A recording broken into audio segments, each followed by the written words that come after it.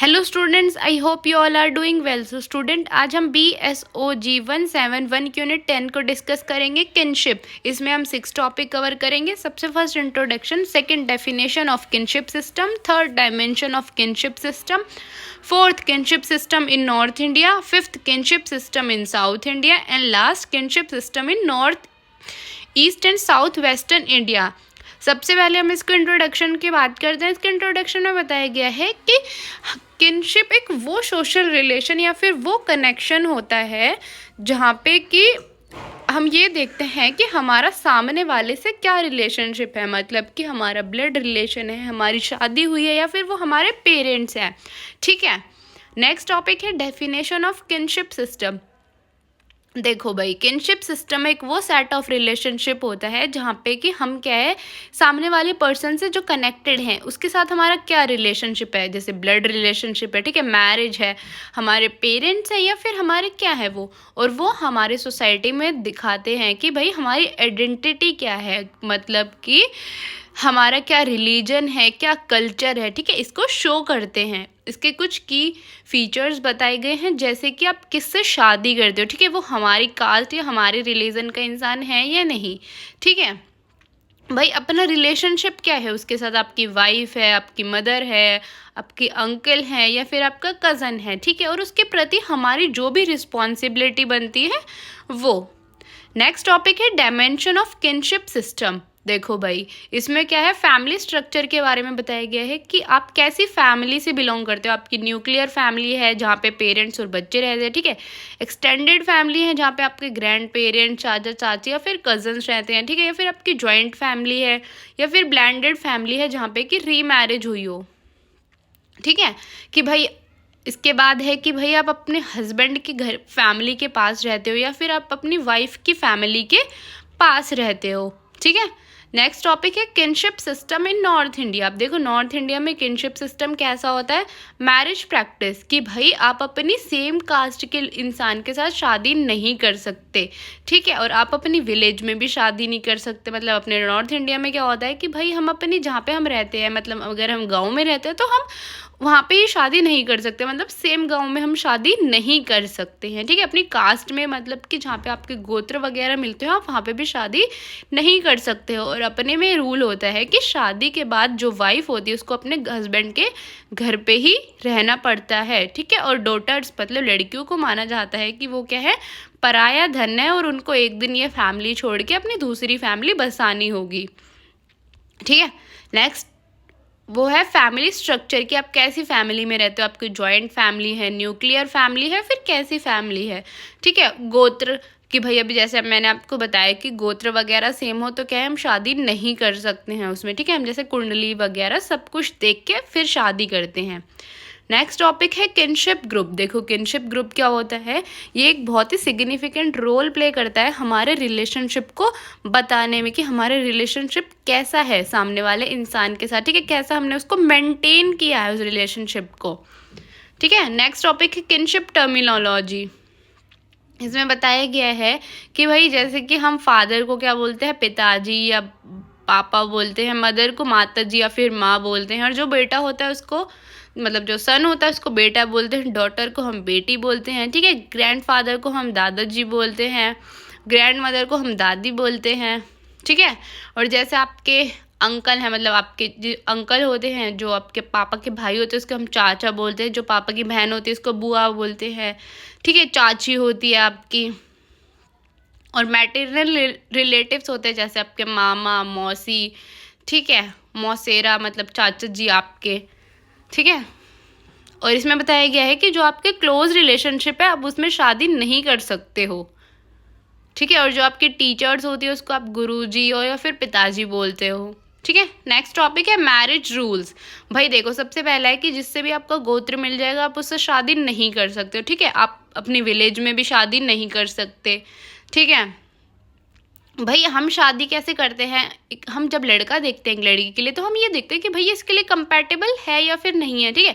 इसका economic status क्या है, इसका फैमिली बैकग्राउंड क्या है, इसकी फैमिली क्या है, फिर हम सारी चीज़ें देख के अपने नॉर्थ इंडिया में फिर हम डिसाइड करते हैं कि हमें शादी करनी है या फिर नहीं करनी, ठीक है। देखो रिस्ट्रिक्शंस होते हैं, अगर किसी का गोत्र मिलता है तो हम शादी नहीं करते, ब्लड रिलेटिव्स में तो हम बिल्कुल भी शादी नहीं करते हैं, ठीक है। पोस्ट मैरिटल रेसिडेंस, इसके बाद भाई शादी तो हो गई, उसके बाद हम ये देखते हैं कि जो ब्राइड होती है वो तो अपने हस्बैंड के घर पे ही जाती है रहने के लिए, ठीक है। फिर उसके कुछ टाइम बाद कि भाई वो अपनी फैमिली वालों के घर के पास घर ले रही है या फिर अपने ससुराल वालों के पास घर ले रही है, ठीक है। ये बहुत इंपॉर्टेंट होता है। नेक्स्ट टॉपिक है ceremony exchange of gifts among किन। मतलब देखो जैसे शादियों में होता है ना कि हम गिफ्ट एक्सचेंज करते हैं, इसका मतलब होता है हम सामने वाले के प्रति अपनी रिस्पेक्ट, ठीक है, अपनी गुडविल शो कर रहे हैं, ठीक है। अपना म्यूचुअल रिलेशनशिप जैसा होता है हमारा, हम वैसे क्या है कि गिफ्ट देते हैं उनको।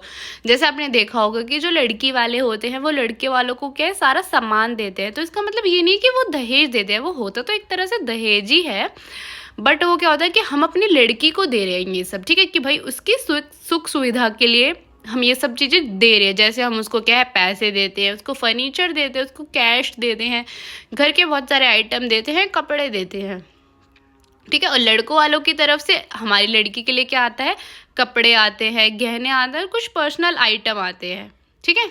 नेक्स्ट टॉपिक है kinship system in south India, कि भाई अब साउथ इंडिया में देखो क्या किनशिप सिस्टम होता है कि भाई जो हमारा कज़न वगैरह है, मतलब अपनी अंकल आंटी के बच्चे, हम उनसे भी क्या है शादी कर सकते हैं, ठीक है। ऐसे इसमें कोई दिक्कत वाली बात नहीं है। जैसे आप अपने मामा जी के बच्चों से शादी कर सकते हैं, बुआ जी के बच्चों से शादी कर सकते हैं, मतलब जैसे बोलते नहीं है कि भाई सिर्फ क्या है कि हम अपने जो क्लोज रिलेटिव है, मतलब कि जो जिनसे हमारा खून का रिश्ता है, हम सिर्फ उन्हीं को छोड़ेंगे, बाकी हम क्या है, जैसे आप मुस्लिम्स में देखते हो कि वो अपने बुआ जी के बच्चों से शादी कर लेते हैं, मामा जी के बच्चों से शादी कर लेते हैं, उनमें उन सब में वो क्या है बहुत ही नॉर्मल है, ठीक है। वो बहुत ही अच्छी तरह गिफ्ट एक्सचेंज करते हैं, बहुत ही अच्छी तरह से क्या है हमने फेस्टिवल सेलिब्रेट करते हैं, मतलब उनमें भाई बहन वाला कोई वो नहीं होता कि हमारा भाई है ये हमारी बहन है, उनमें कोई दिक्कत नहीं होती इस चीज़ की, क्योंकि उन सब में पहले ही क्या होता है नॉर्मली होती है ये सब चीज़ें, ठीक है। वो आपस में एक दूसरे को इकोनॉमिक सपोर्ट प्रोवाइड करते हैं, इमोशनल सपोर्ट प्रोवाइड करते हैं, ठीक है। फेस्टिवल सारे सेलिब्रेट करते हैं, कुछ क्राइसिस कोई दिक्कत आती है तो वो क्या है आपस में मिलके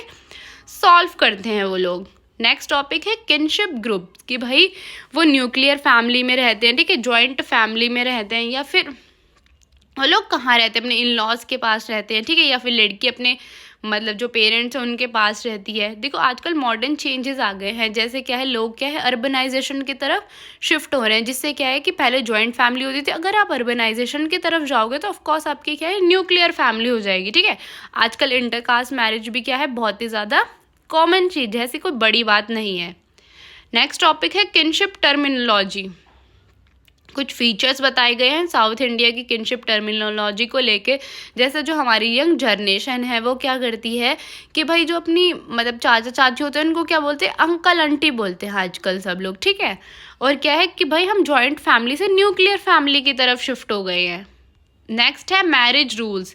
देखो हिंदू कम्युनिटी में क्या होता है कि भाई आप अपनी कास्ट में अपने कज़न से या फिर जिससे आपका गोत्र मिलता है आप उससे शादी नहीं कर सकते, ठीक है।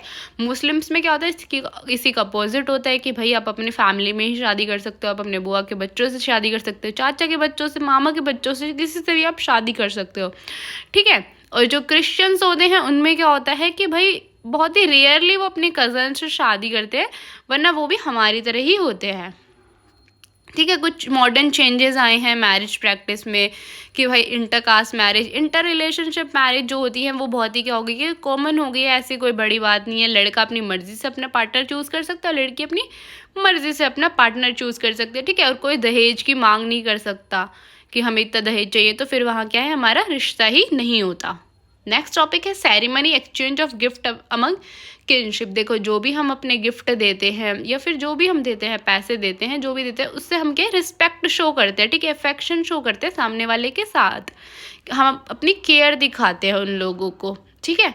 ये कोई बड़ी बात नहीं है, आज मतलब बहुत ही कॉमन बात है, बहुत ही टाइम से ये चीज़ें चलती आ रही है कि हम अपनी लड़की को सब कुछ चीज़ें देंगे, ठीक है।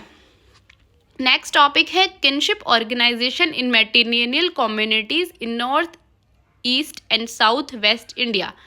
देखो भाई, नॉर्थ ईस्ट में क्या होता है कि जो वुमेन्स होती हैं उनकी जो राइट्स होती है वो बहुत ही प्रोटेक्टेड होती है। मतलब कि नॉर्थ ईस्ट में शादी करने का हर चीज़ का तरीका अलग होता है और साउथ वेस्ट में अलग होता है, ठीक है। जैसे मैंने अभी आपको बताया कि नॉर्थ ईस्ट में क्या होता है कि हम अपने कजन्स वगैरह से शादी नहीं कर सकते, ना हमारे जैसे गोत्र मिलते हैं हम उससे शादी कर सकते।